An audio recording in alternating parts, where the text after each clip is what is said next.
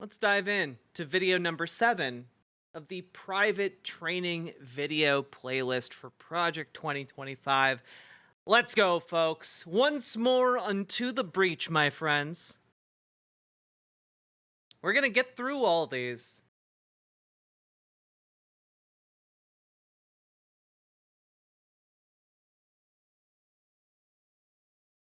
Also, good job, ProPublica, for getting your hands on these. Well, hello, I'm Steve Bradbury, Distinguished Fellow at the Heritage Foundation, and I'm here to talk about executive orders and related presidential action documents. I served in the Trump administration in the Department of Transportation as the General Counsel and Acting Deputy Secretary, and I was responsible for carrying out requirements of presidential executive orders. During the Bush administration, I served at the Department of Justice, heading up the Office of Legal Counsel, where I was responsible for reviewing and approving. Okay, let's play the game. How evil is he? Let's see.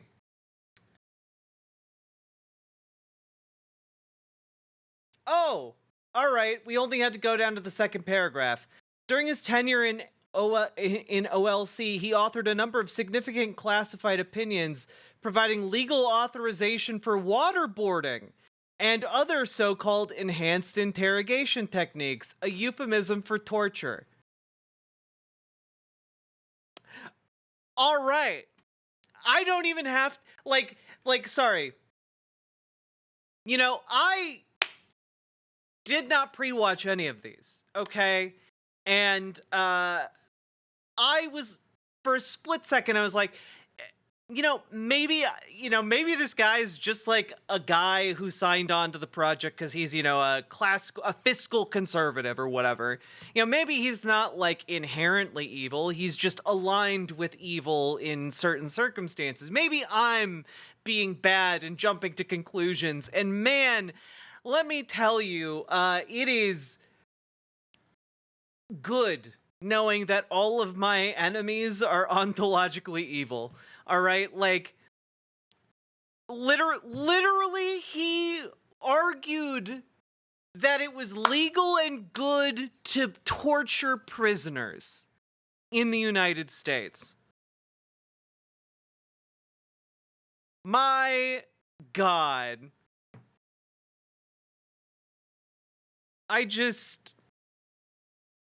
He literally has an entire section of his Wikipedia page titled Torture Memos. And it's a big section, guys. This is a big section. Let's see. He authored the 2005 Bradbury Memo, confirming that 13 so-called enhanced interrogation techniques did not constitute torture, including waterboarding, nudity, walling, a method of torture used by the CIA in which a person's neck is encircled by a collar and is then used to slam the person against a wall, stress positions, slapping or striking a prisoner, exposure to extreme temperatures, dousing with cold water, and forced sleep deprivation of up to 180 hours. A second memorandum, the Combined Techniques Memo, found that the techniques did not constitute torture, even when used in combination. So let me be clear. Let me be clear what this guy argued was not torture. Forcing someone to stay awake for 180 hours in freezing temperatures while doused with water, while being beaten by guards, and forced into a variety of different positions, all while in the nude, and having their head shoved underwater until they are about to drown.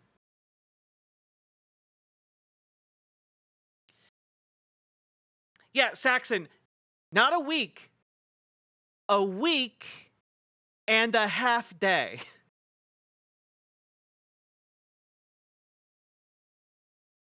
So I'm gonna say that I regret the split second where I doubted that this man was evil just by association with Project 2025. This guy literally authorized torture.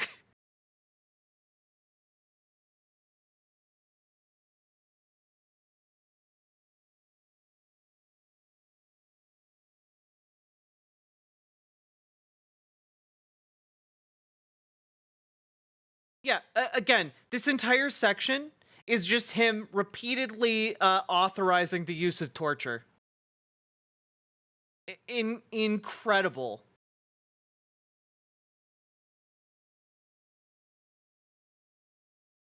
In response to the 2006 Supreme Court ruling on Hamdan v. Rumsfeld, Bradbury described sections of Common Article 3 of the Geneva Conventions as hopelessly vague, signaling out its ban on, quote, outrages upon personal dignity, in particular humiliating and degrading treatment, unquote, and arguing that military tribunals should admit evidence obtained via torture.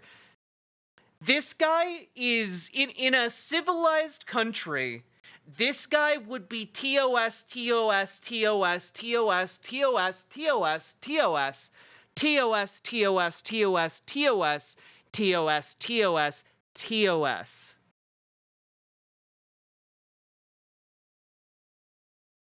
In any kind of civilized country.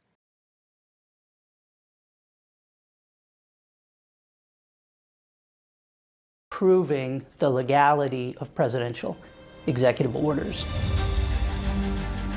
In the eyes of many in the I am instantly so mad just learning the basic details of what this guy is famous for. world, this every 4-year ceremony we accept as normal is nothing less than a miracle.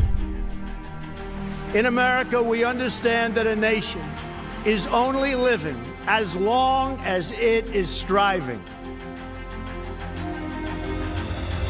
Only a few generations have been granted the role of defending freedom in its hour of maximum danger. This great nation will endure. By the way, at the end of that the end of the section on torture on his Wikipedia ends thusly. A 2009 report from the Justice Department's Office of Professional Responsibility cited serious concerns about some of his analysis, but noted that these issues did not rise to the level of professional misconduct. And you know what? Fuck the Obama administration, man. Like, God. In 2009, they found him to have acted within the purview of his job. Are you kidding me? Are you kidding me?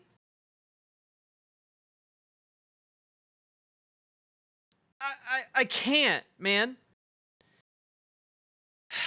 The Office of Professional Responsibility noted that other Bush administration lawyers found Bradbury's reasoning flawed, politically motivated, and simply wrong, and that Bradbury's memos amounted to, quote, legal rationalizations that, quote, were simply written with the goal of allowing the CIA torture program to continue, but it didn't rise to the level of professional misconduct. Fuck everyone involved in this. And fuck the Heritage Foundation for dragging this ghoul out and giving him a career. As it has endured, will revive and will prosper. Whether we go forward together with courage or turn back to policies that Nation is weakened living our only as long economy, as it's diminished alive. our leadership in the world, America's future will be in your hands. God. A lot of TOS feelings in me right now. Keeping a lid on it. But my autistic sense of justice has been triggered. So any discussion of executive orders needs to start with the president. Yeah, he's given the title of Distinguished Fellow. and he's about to lecture you on legal uses of executive order. And we all know exactly what types of executive orders get this motherfucker hard. The president's duties and responsibilities under the Constitution. And so we need to focus a little bit on what those are. So the president is the chief executive officer for the federal government. And in that role, he's responsible for ensuring that the laws are correctly carried out.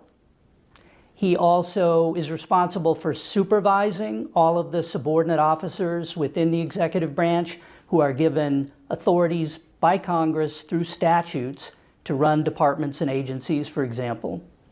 The president is responsible for managing the workforce of the executive branch, ensuring that its responsibilities are carried out properly and efficiently.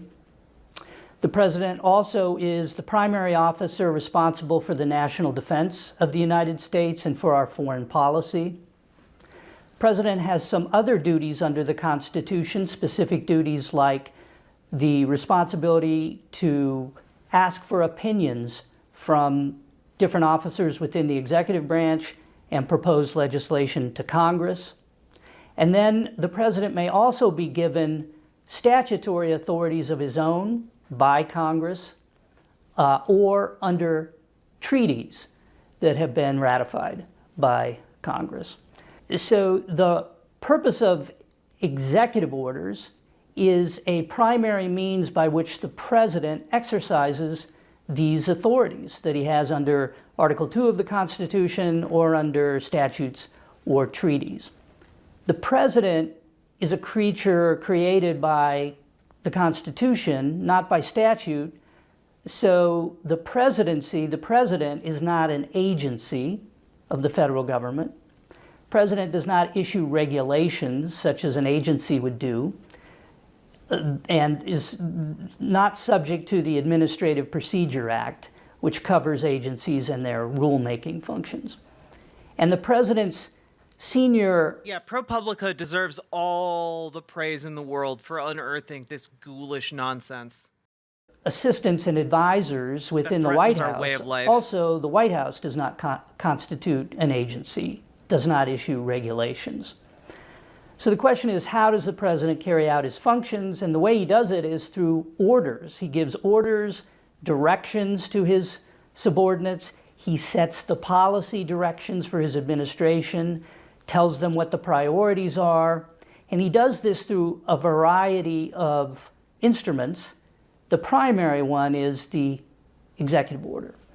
So the function and purpose of an executive order really tracks the president's authorities, duties under the Constitution and statutes. So the president may use an executive order, for example, to express his view on the proper interpretation of federal statutes, the correct policies to pursue where those statutes give the executive branch some discretion, some policy-making flexibility. The president can identify which policies and directions he wants his administration to follow and give directions for doing that. The president can use executive orders to supervise the functions of subordinate executive officers who are acting pursuant to statutory authorities. So the head of a department or agency is given important substantive statutory authorities by Congress that they have the responsibility of carrying out faithfully, but the president can supervise them in how he wishes to see them carry out those authorities. It's important to realize the president himself cannot actually carry out those authorities because Congress has granted them delegated. He can't actually do it because it's technically illegal. It's technically something illegal. So, we have to get you guys to do his will.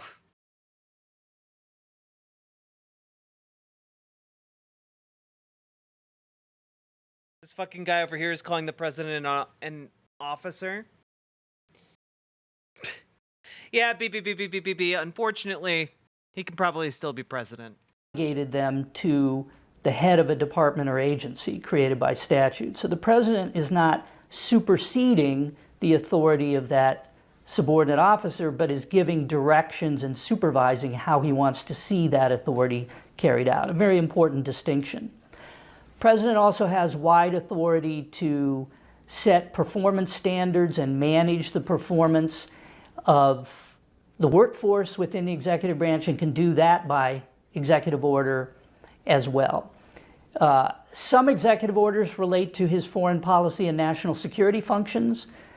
He can give orders to the military, orders for national security purposes, require that officers within the executive Malachi, branch where you been?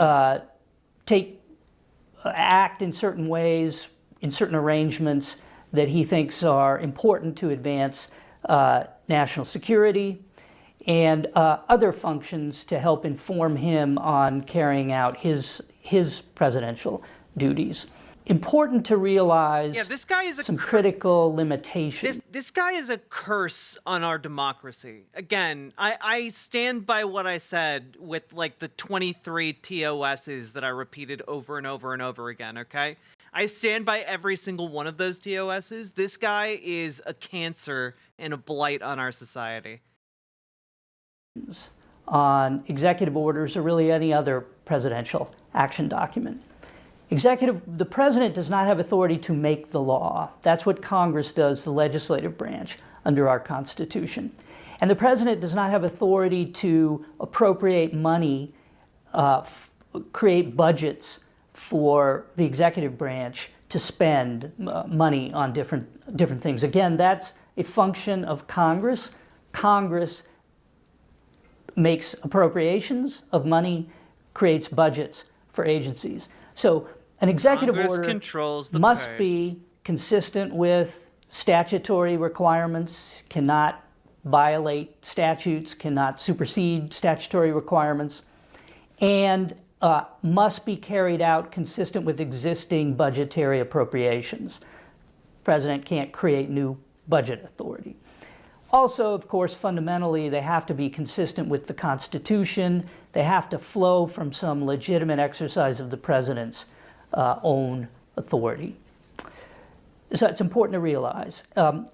They can affect private rights, as I'll talk about further, and if they do affect private rights or individuals or companies who believe they are negatively affected by some action taken under a presidential executive order, they may be subject to challenge in court. And of course, Congress may respond to an executive order in different ways.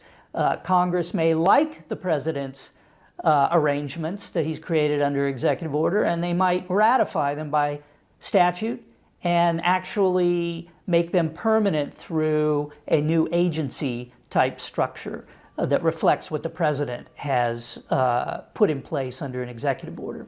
And Congress may also enact a budget for that activity to take place.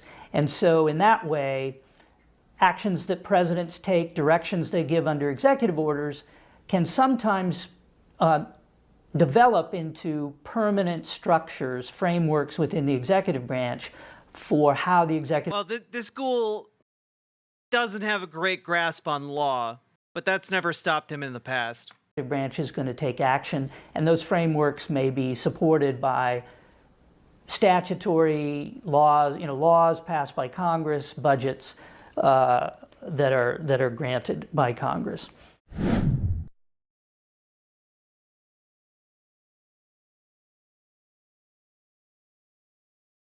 Yeah, see what I mean? The transitions. Like, in other videos, they've had people talking, like, and this, like, superimposed over them. But instead, this one, we get, like, this weird dead silence. So what is the format and structure of a typical executive order? It's a fairly formal document. They tend to track the same general format, and that's usually enforced by the Justice Department and by the Office of the Federal Register. They usually start out with just a statement of authority. It's the president's constitutional authority and maybe some specific statutes sometimes referenced. They usually then start out with a first section, which is a policy statement. This is the president's statement of a policy for his administration, the reason for the executive order, the direction he wishes his administration to take on a particular issue. They may then include definitions of relevant terms that need. Keep in mind, he's basically outlining in very broad strokes how the government works, so that people who are appointed to positions within the government can dismantle it from within and render their departments either inoperable or use their power to strengthen the power of the executive branch. Because this guy gets a hard-on for one thing and one thing only, and that is authority. And the more power he can give to Trump, the more power I'm sure he will be able to wield in the future. Need to be defined for purposes of understanding the directions in the executive order. And then usually they'll have a series of directives, in the usual case, given to principal officers within the president's administration. These are typically cabinet officers, heads of departments that report directly to the president. These are senior officers of the executive branch appointed by the president with the advice and consent of the Senate. And the president, through the executive order, is typically giving them directions for how to advance the policy that's expressed in the executive order. Usually these requirements can include things like create certain arrangements or structures for decision-making or review of issues. So the president may create a task force, may require interagency action among different departments for consultation on issues, reviewing issues, making proposals, recommendations. Oftentimes, the director of the Office of Management and Budget is then tagged with responsibility to follow up and make sure that the departments and agencies carry out those requirements and report back to the president with any recommendations, formulating reports, etc. And executive orders will typically include some boilerplate language saying that they don't create rights for any person that are enforceable against the government. And it is usually the case that the issuance of the executive order itself is not subject to court review or approval. Yeah, basically he's like, hey, look, you're going to need to write some executive orders for the president. It's fine. And you know what? You don't need to worry about it, because if there's an overreach, generally the court doesn't have to look at it. Generally the system overlooks any kind of overreach by the president in this way. So don't worry about it if you have to write something.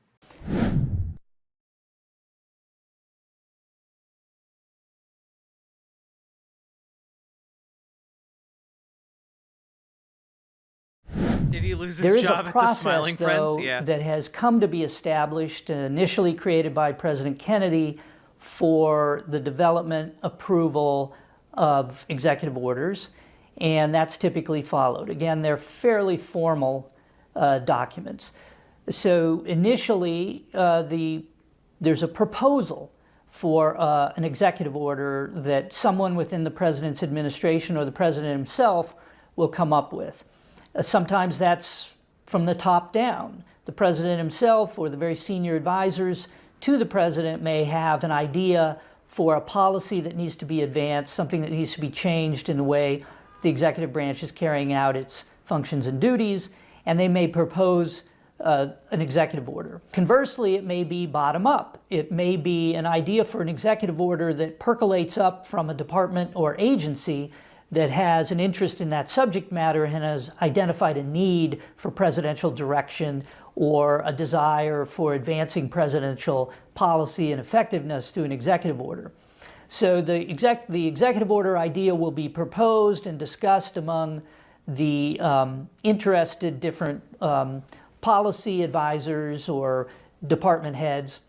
And then it will be assigned to the director of the Office of Management and Budget, OMB, to coordinate the development of the text for the executive order, the ideas and then ultimately the text. Somebody is charged with drafting the first draft. It may be somebody on the president's domestic policy or foreign policy team at the White House. It may be an agency or department under the supervision of the secretary who prepares an initial draft.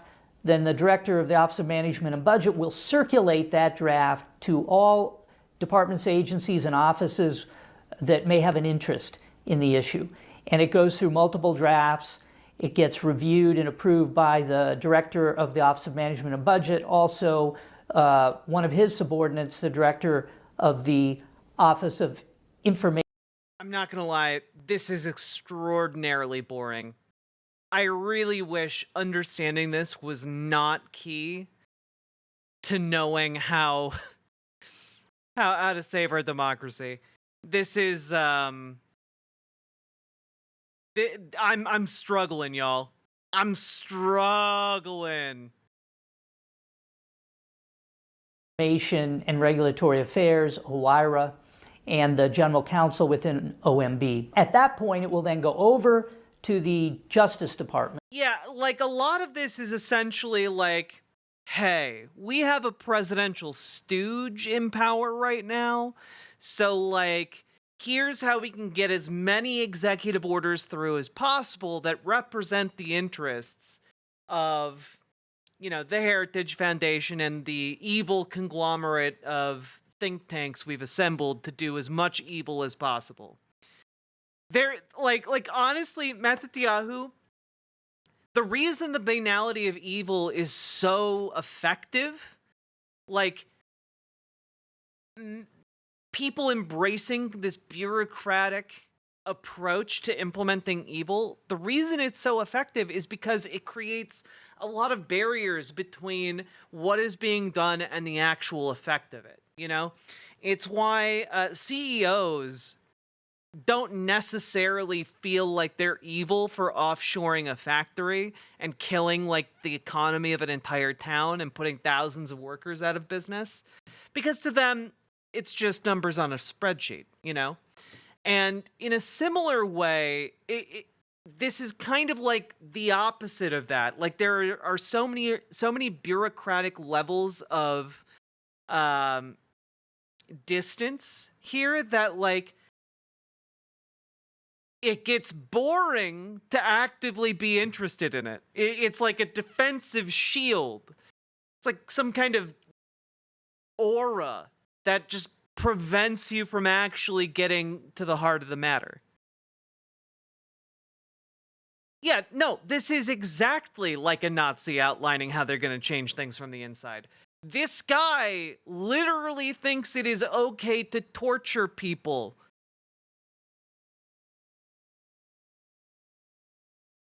And the Attorney General has assigned to the Office of Legal Counsel, which is headed up by an Assistant Attorney General, the responsibility for reviewing draft executive orders for form and legality. So OLC, as it's called, will go through a process of vetting the executive order, reviewing all the relevant statutes, researching the law, making sure that the executive order could be carried out consistent with the law, that it is within the president's authority, that it doesn't require any additional legal action, and that it is formatted correctly and correctly expressed or articulated consistent with the existing legal framework so that it will be effective.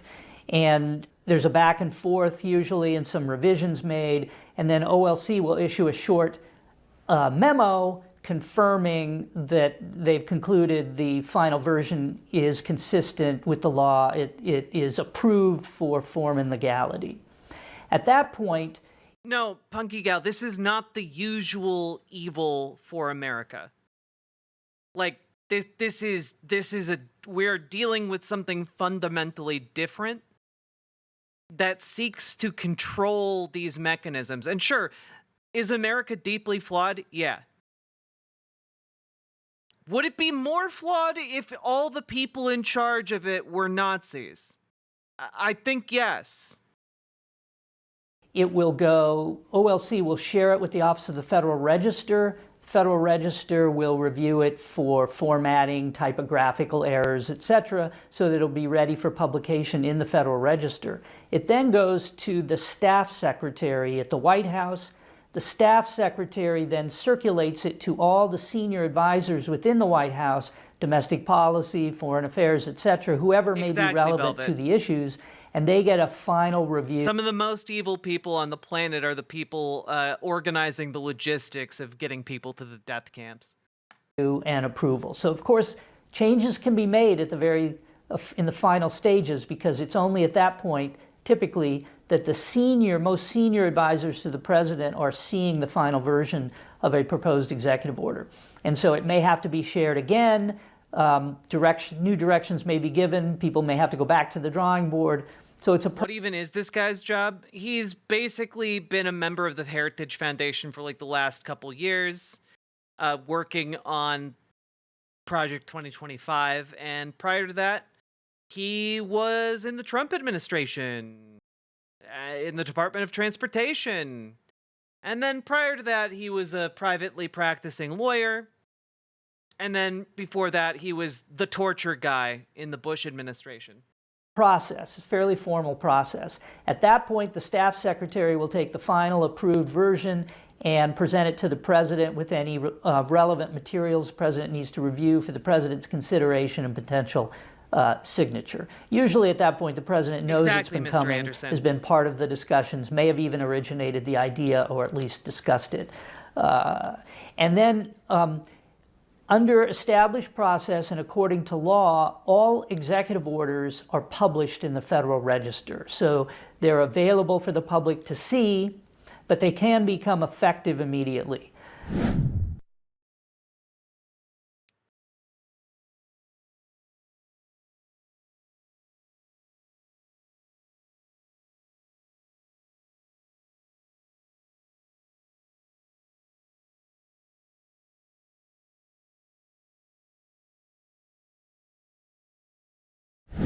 These are transparent documents by which the president is expressing his policy desires and giving directions to subordinates within the executive branch. And often presidents like to use executive orders as ways of publicizing their policy priorities and the way they like to think about issues and the solutions they are pursuing on particular issues. So quite frequently an executive order is something of a PR document. You can see if you go on the White House website, there's a tab for presidential actions. And like, he's literally describing the actions to take in order to facilitate something like, I don't know, making it legal for police officers to torture people, you know? That is technically illegal now. Right now, technically a police officer can't arrest you and then take you to someplace quiet and torture you. That would be against the law. Could they do it anyway? Sure. But there are laws against it. It'll happen exponentially more if it's made illegal, if it's made legal and encouraged. And it's all of the publicly available enhanced actions the police president has pampering. taken, Yeah. and it includes all the executive orders the president has signed. And lots of them are written broadly with policy pronouncements and expressions of policy priorities, etc., as a PR way, if you will, of publicizing what the White House is doing and how the president and his team want to approach particular issues. There are different effects that executive Yes, torture is incredibly ineffective at obtaining information. orders have and different ways they're used. I've just described how they can be a PR document and really sort of encapsulate pronouncements about the president's priorities. And so that's why you see sometimes in the opening days of a new administration something of a flurry of executive orders. When the president wants to set a tone, change direction from the previous administration, some of these executive orders will include revocations of the previous president's. This guy should be TOS, TOS, TOS, TOS, TOS, TOS, TOS. Executive orders. President Biden, the current president, has been extremely active in doing that kind of thing. So if you go on the website I talked about, you'll see all the executive orders listed in reverse chronological order. You go back to the beginning and you can see all the early ones that he issued trying to set What is TOS? Terms of service. I'm making a joke about how things that I would say would violate terms of service on the websites on which I'm streaming. a new tone different from the Trump administration. Some of them are very long speaking pieces, really PR pieces. A lot of them aren't really doing anything. They're expressing sort of his take, his view, his emphasis on things like diversity, equity and inclusion, DEI, big executive order on that, and climate change, very long, 23-page executive. No, I would never say that this guy should be terminated on site. I would never say that. Executive order touching on environmental justice, all kinds of climate issues. And a lot of these will give directions to agency heads in different departments and agencies to form task forces and to come up with ways of advancing these policies, always consistent with their existing statutory authorities. Again, the president can't create new legal authorities, but he can direct departments and agencies heads to exercise their existing authorities in the way he would like to. Also, don't post TOS comments in my chat, okay? Don't do it, because then I'll have to delete them, and that's a pain in the butt for me. To see them exercised. So some executive orders are really mostly policy pronouncements or PR. But others can be very important for creating enduring frameworks for taking action within the executive branch. And so there's some executive orders. Why can they Fed post and not us? Because they won't be held accountable and you will. Which may be very temporary or impermanent because they really reflect the current president's policy emphasis and priorities. And the following president may revoke all of those executive orders on day one. An executive order can be fully revoked by a subsequent president. No president can bind a following president with an executive order. On the other hand, there are a lot of good examples of important executive orders that create structures that are very useful and that remain, that persist and carry on from administration to administration. And in fact, some of those structures that are created by executive order may well be embraced by Congress. Congress likes to get in on the act on something good, a positive. Yeah, like, I haven't had much to say about the substance of what he's describing because he's basically describing how the mechanism of executive orders work, while also chipping in here and there about like how it might be used to further like a Donald Trump administration. Like, it's in the wider context of all these videos and the wider context of Project 2025 where like you fully understand what his role is here. Arrangement for carrying out federal authority. And so Congress may, in effect, ratify what the president has created by executive order and make it permanent by statute and sometimes give that structure a budget. So there are some good examples of this. For example, the Office of Management and Budget itself originally was created within the president's team of senior advisors at the White House. And, you know, the president cannot carry out his executive functions on his own. Good night, he needs Foxy a Cheshire. team of senior advisors and assistants. Congress doesn't direct what those advisors and assistants do. Their duties are defined by the president. Congress gives the White House a budget so the president can be assured of having those advisors and assistants in office around him. But Congress does not set out by statute what their specific duties are. The president can do that by an order, and an executive order for example. And so by executive order, the president originally created the Office of Budget within the White House to do budget analysis and assist the president in creating a proposed budget to present to Congress.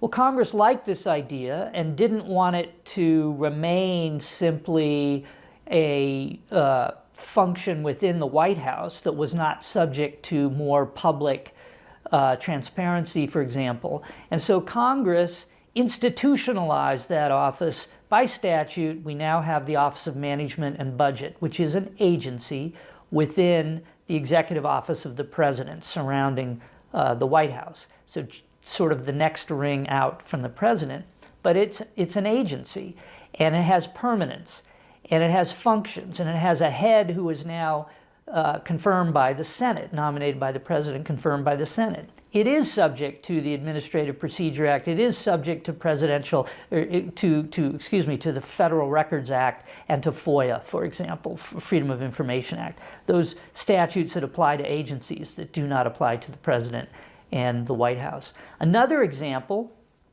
is the structure for cost-benefit analysis of major rulemakings within the executive branch. An idea originally created by executive order by... Just as an additional, remember how I listed a bunch of stuff that he told the Bush administration they could absolutely do and absolutely was not torture? In 2007, he wrote a memo that provided legal authorization for a new set of interrogation techniques for high-value detainees. These included food deprivation, down to 1,000 calories per day, sleep deprivation by being forced to hold a standing position for as many as 4 days, and several different types of beatings. Again, I just want to remind y'all, this guy is like evil incarnate in my mind. By President Reagan, and then revised by President Clinton, and it carries on. And I must remind you, nothing of value at all was gained from allowing torture like this to take place. Nothing at all. Yeah, this guy specifically. Cost-benefit analysis that agency rules go through. A common analysis carried out by OIRA, the Office of Information and Regulatory Affairs within OMB. And yeah, basically, as far as I can tell, according to his memos and what he authorized during the War on Terror, nothing about Abu Ghraib was uncouth. The only thing that was uncouth about it was that pictures were taken. That's pursuant to Executive Order 12866, famous executive order. It's been revised multiple times. Unfortunately, the current president is proposing to make very significant changes in that process, which are really going to negatively impact the cost-benefit analysis, and that will be something that a new...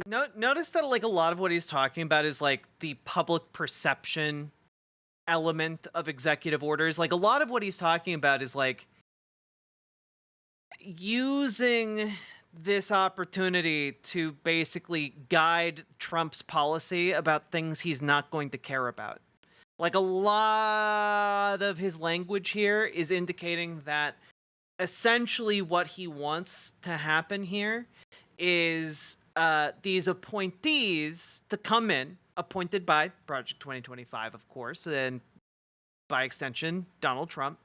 And then these appointees will then write executive orders to be signed off on by Trump, and those will then kind of confine what Donald Trump's administration will be. You know, set it on a certain course. Conservative administration would certainly want to revisit. But Congress has recognized the importance and utility of that cost-benefit analysis and has referred to that executive order 12866 multiple times through statute. They created the Office of Information and Regulatory Affairs within OMB, which has a Senate confirmed head. And so again, by essentially statutory ratification, Congress has blessed that structure, which was created by executive order. Another example of this is what's called CFIUS, the Committee on Foreign Investment in the United States, originally created by President Ford by executive order. And what this committee is, again, presidents cannot create new agencies or new legal authorities. The president tasked heads of major departments with getting together in a committee and reviewing the extent to which foreign governments, foreign powers, foreign entities were making investments into important businesses within the United States, and to advise the president on whether those investments were creating national security risks or concerns that the president should address or should ask Congress to address. That was CFIUS, and he tasked the Secretary of the Treasury with the job of chairing the Committee on Foreign Investment in the United States. Well, Congress, again, liked that idea, and more than a decade later, in 1988, Congress enacted an amendment to the Defense Production Act called the Exxon-Florio Amendment that recognized CFIUS and gave it specific authorities, including authorities to recommend to the president that investments in businesses in the U.S. by foreign entities that create national security risks could be blocked, and gave the president the authority to block those investments. I think the president would say he already had that authority, but it was recognized by statute by Congress. And subsequent to that, in several iterations, Congress has amended and given further authorities and expanded the authorities and functions of CFIUS by statute. So that's just a good example of an entity, a structure that has permanence, enduring value for carrying out authorities within the executive branch that was originally created by executive order and has been respected and continued to be carried out by every president since President Ford.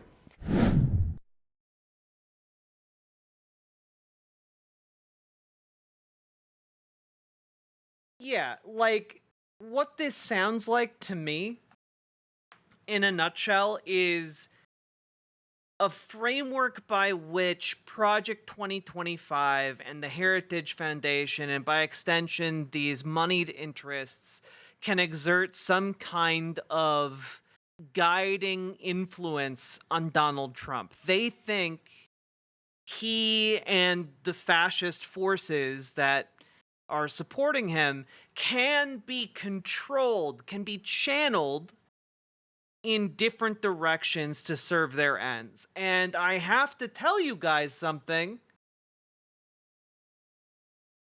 That is exactly what a lot of moneyed interests in Nazi Germany thought about Hitler. Guys, it's exactly what the corporations thought they could do. They thought he was weak and pliable and could be controlled. And it turned out he could use his power to control them instead. Like, that's effectively the dynamic that played out. Yeah, but Project 2025 already has the Nazi shit in it.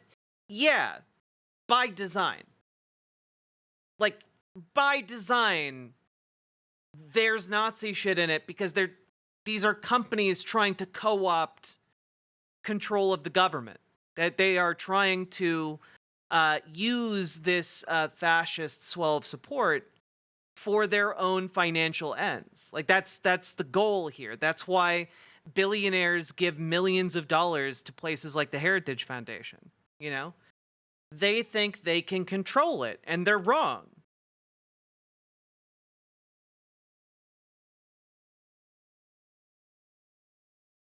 They aren't just doing capitalism, they're doing dominionism.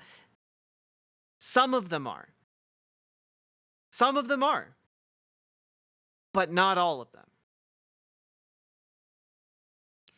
You know, not every single executive that is backing the Heritage Foundation, not every single CEO that is bending their money towards the 40 other think tanks that are making Project 2025 possible. That's a lot of moneyed interests, and they aren't all Dominionists. I can tell you that much. You know? They have diverse goals, but the reason that they're all coming together is first and foremost to make more money. That's why they invest in these things. Now, some of them are so ultra rich that sure, they are also pursuing those Dominionist goals. But I think primarily a lot of this is money and indifference. Most of these moneyed folks are supporting this because they either don't care about the fascism because they're isolated from the consequences, or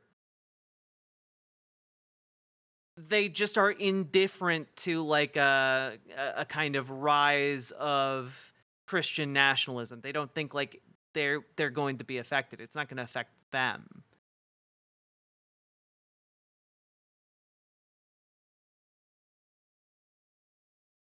I'm not, but Foxbat, like I don't understand the issue here. I'm not saying that the Nazi shit isn't baked in. I'm just saying they view that as a vehicle for their goals. And some of their goals are Dominionist, and some of their goals are capitalist. I would wager that a majority of their goals are capitalist, and the minority are Dominionist, because I think that's generally how, like, the demographics of the people who support this shake out. But, yeah. I don't think that the people who are deluding themselves that this can be controlled are correct. It's a death cult.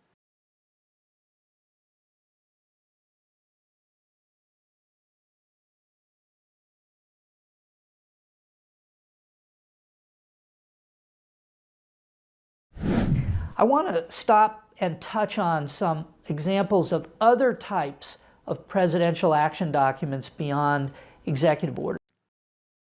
The Heritage Foundation is a, like, all not just the Heritage Foundation, all the think tanks are founded on ideology. All 40 of them have their ideological bent, but they're coming together because the money that backs them is bringing them together.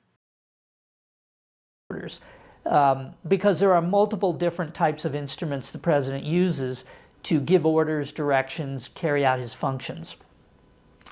A less formal version, more informal, is just simply a memorandum, a presidential memorandum. This does not have to be published in the Federal Register, although the president could ask that it be published. They will typically get posted again in that tab on the White House website for presidential actions. But a memorandum, presidential memorandum, can look a lot like an executive order, though it's less formal. President will usually discuss policies and will direct it, sometimes giving directions, requiring actions to be taken out by subordinates. Sometimes it's just for people within the White House. Other times it's for cabinet members and others across the executive branch. So it can look and feel, in certain respects, quite a bit like an executive order, but just less formal. There are also proclamations, presidential proclamations.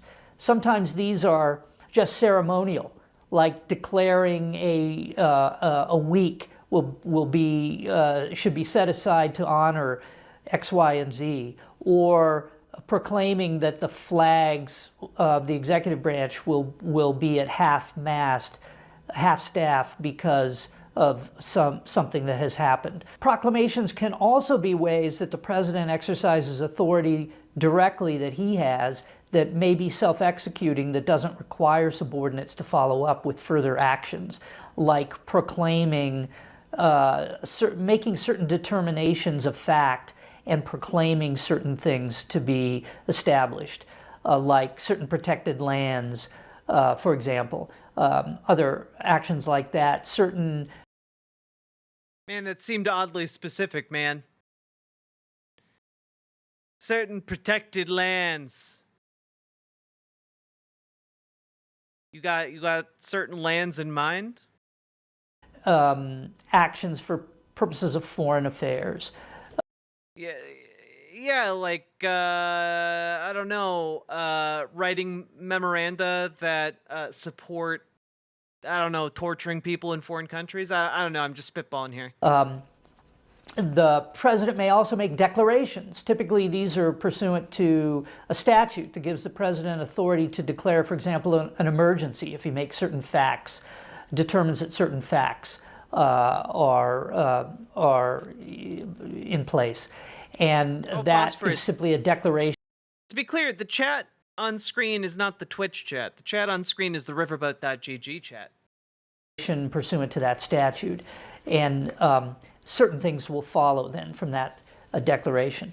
There are also national security versions of executive orders. These typically will not get published in the Federal Register. Some of them may well be classified and not available publicly or broadly. These can take the form, for example, of a national security presidential directive, which looks a lot like an executive order, but addresses a national security concern. And that usually gets managed. The process for developing the NSPD will get administered by the National Security Advisor's office rather than the OMB director, though the OMB director may also review and be involved. There are also presidential policy directives, which usually also address foreign affairs or national security matters. There are then military orders. The president can give orders to the military to carry out that may have a different form and again get reviewed and circulated and approved through different channels. The most dramatic form of a military order is what's called an execute order, which is when the president actually signs off on a military action. So those would obviously usually be classified and may not become public for Why are you talking about those ones? many years until many years have passed after the president has left office. So you just need to be aware that there's a field of different types of instruments the president uses, also just letters to Congress or less formal memos and things. Not all of these get posted on the White House website. Not all of them involve executive orders. This guy's so executive orders evil are just a and subset. so boring. But there's overlap here. There's not a clear black and white delineation between when an executive order is used and when one of these other types of instruments may be used. And so it's just good to keep that in mind. The executive order is not always clearly defined and as a distinct set of documents, though anything that is that does take the form of an executive order goes through that formal process I described and gets published in the Federal Register. Guys, it's totally normal to talk about secret military operations. It's fine, okay? Like, what, you think this guy would use those for something bad?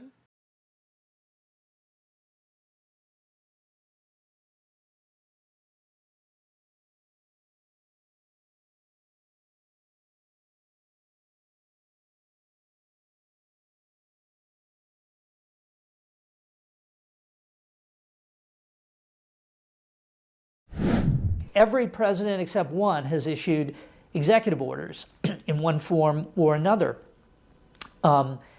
They're all numbered. Not all. There is a numbering for executive orders. The numbering system was created in 1907, and the first executive order, number 1, was during the Lincoln administration. Don't ask me why they decided that would be number 1 and why they didn't start with George Washington.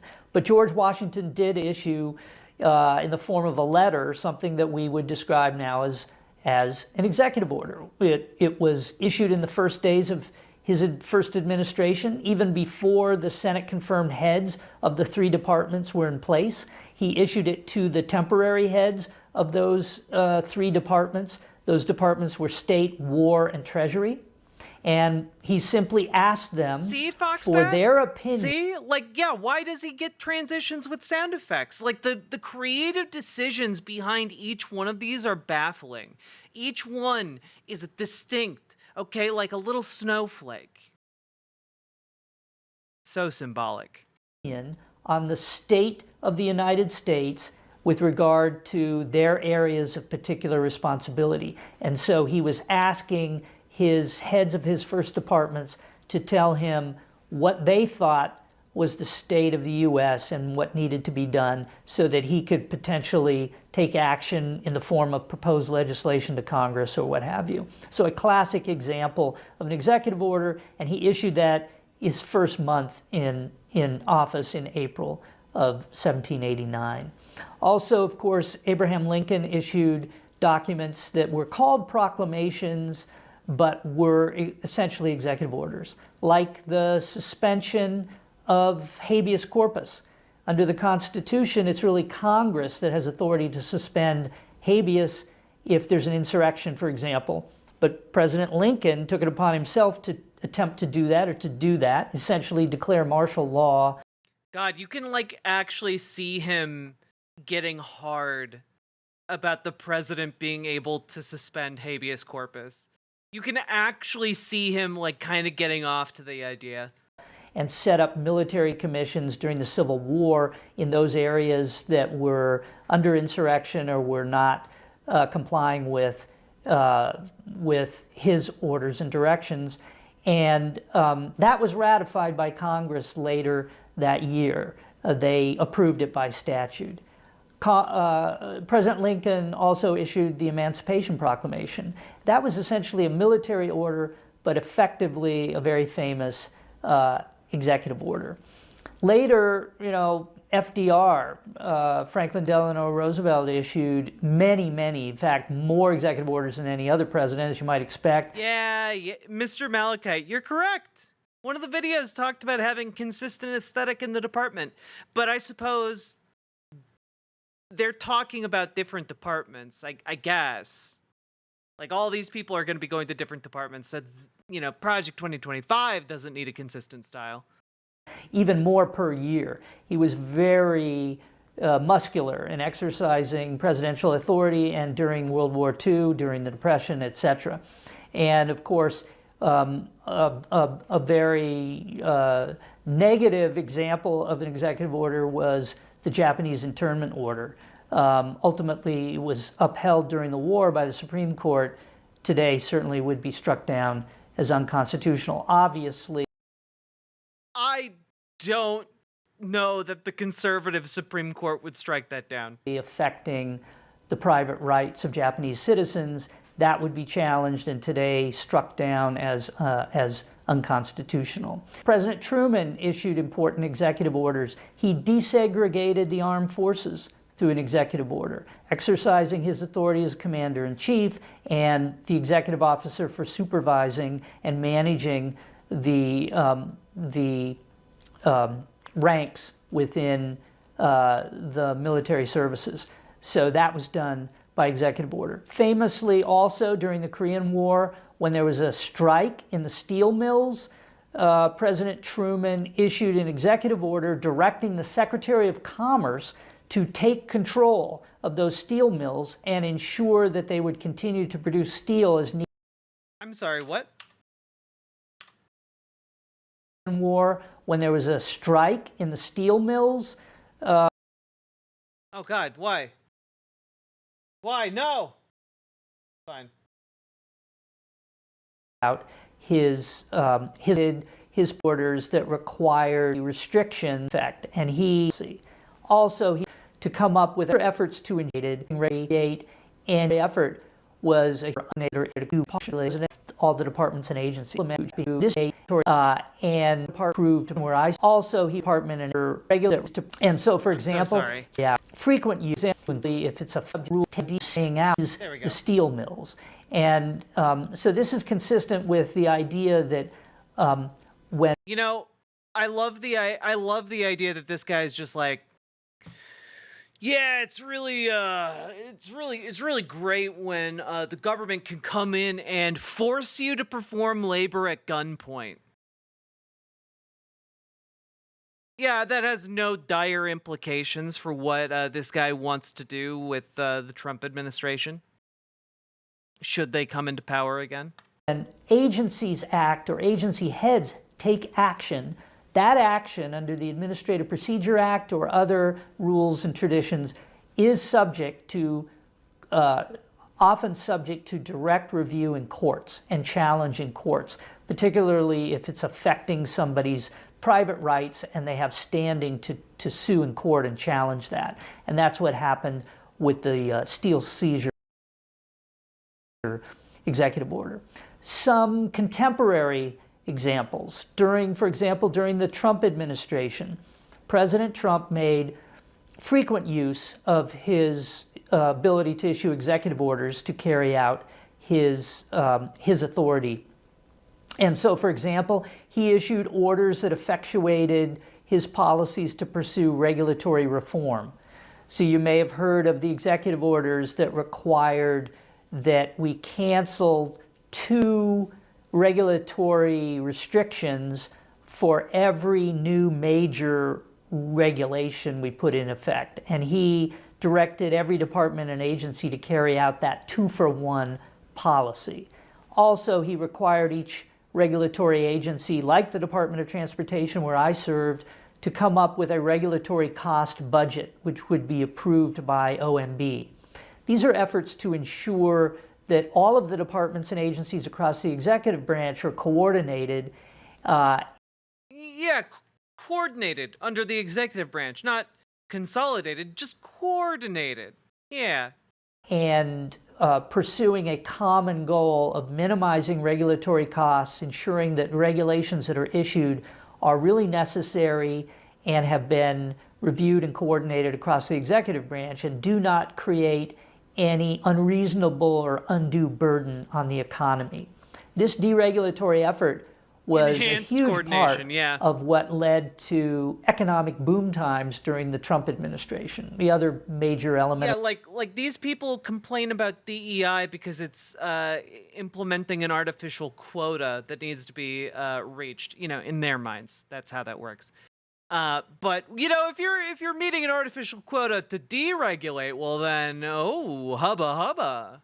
Of that being tax cuts. But regulatory reform and the deregulation emphasis was huge. That was done through executive orders from the president and then carried out and implemented in the regulatory and rulemaking actions of all the departments and agencies.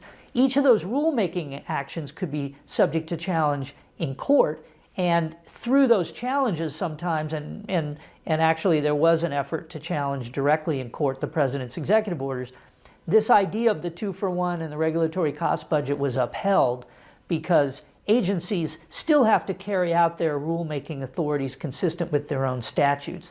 And as long as they're doing that, they can act consistently with the president's directions in overarching executive orders like that. The president also used, by executive order, the Defense Production Act during the COVID pandemic to direct the Secretary of Agriculture to ensure that there was an adequate supply of meat and poultry for the country. You may remember that meat and poultry processing plants were closing down because Cool. I love hearing about how he deliberately infected workers. Because of the pandemic. And so the president, using the Defense Production Act, directed the Secretary of Agriculture to ensure there would be priorities for government contracts for meat and poultry processing plants to stay. So basically you bribed these processing plants to stay open while their workers got sick and died. Somehow I missed that story. That's infuriating. Stay open. That was done by I also remembered hearing about these COVID outbreaks at the processing plants. I was unaware that it was a direct result of the Trump administration bribing the plants themselves. Executive order. Similarly, the president closed the borders because of the COVID pandemic and the concern that people infected with COVID could be coming over the borders into the U.S. And that was in the form of a proclamation, but looked a lot like an executive order with directions given to the Secretary of Homeland Security, for example. Now, President Biden has made even more robust use of executive orders, probably than President Trump. He's certainly on track to do that. Issued 48 in the first 100 days, again, using them as mouthpieces, as soapboxes, if you will, for... Hey, fun fact about this guy, because, you know, of course, he's more evil than just being, like, the torture guy.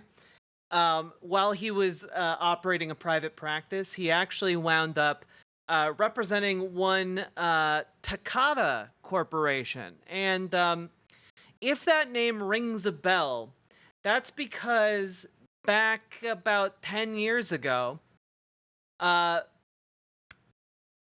National Highway Traffic Safety Administration recalled the faulty airbags that they made.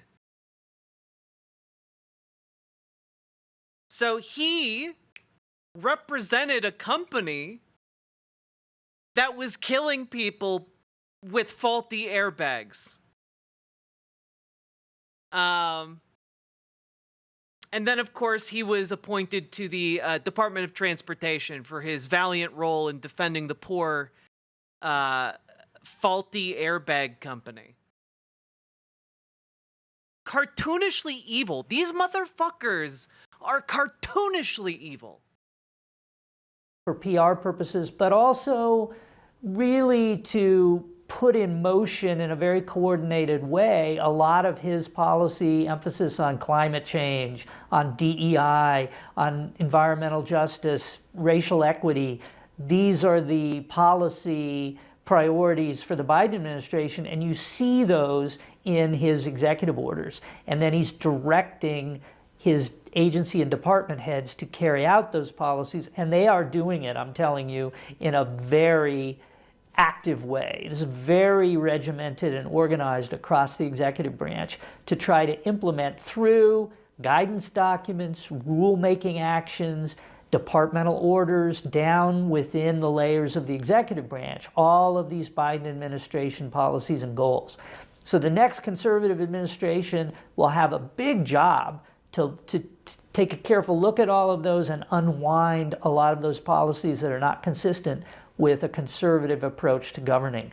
That will be a huge job. That's one of the main reasons why Project 2025 is focusing so much in our Pillar 4 on creating detailed playbooks and plans for departments and agencies to implement the conservative policies that are set out in our Pillar 1 policy book, and the directives that the new conservative president, we can hope in 2025, will issue in the form of executive orders. So there's going to be a great amount of work for a new administration to do in this area. It's very important to understand. Very important for us to deregulate the airbag industry. Okay, it's very important to me. I mean us, that all of us, that we no longer recall vehicles for possibly defective airbags. Okay, we don't even know if we need to do that. All right. I'm just saying this as a concerned citizen with no standing stocks or bonds in the Takata Corporation. Understand what executive orders are, what they can do, what they cannot do, how they're used, and how they can be revoked, how everything that follows from them can be taken a second look at and unwound if necessary.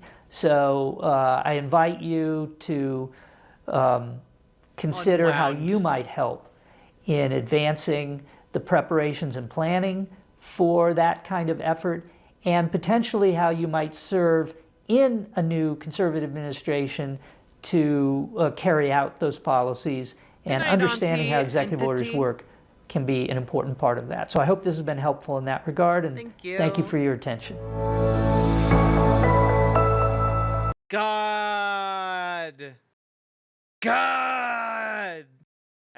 That made me want to scream into a pillow.